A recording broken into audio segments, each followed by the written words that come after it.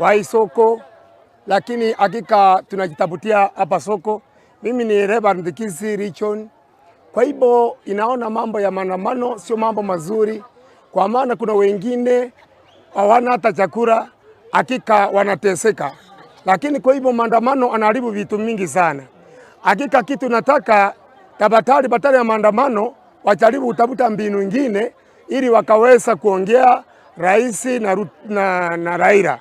Kwa hivyo rais wetu Ruto achakuwa miaka mingi sana.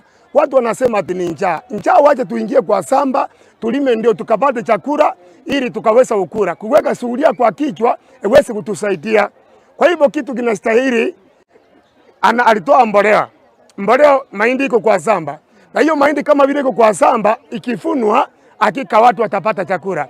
Na tukisema saa nyingine tukisema ati Raila ati Ruto atuweze kutupea chakula. Atatoa wapi chakula atatupea? Haleluya.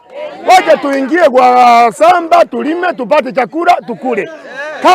Kama kazi imekuwa ngumu, ama kuna njaa, wacha Mungu atusaidie tuone kama vile itakuwa. Waje wapee Ruto na basi afanye kazi yake, tuone hii miaka 5. Tukiona atafanya vizuri, sitaweka mwingine.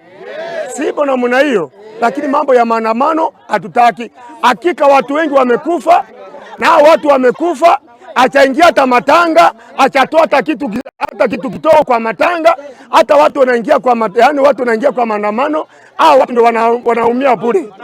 Saa nyingine wengine unasomesha mtoto anaenda university, unasikia saa nyingine amekufa, na hiyo ndio tegemeo.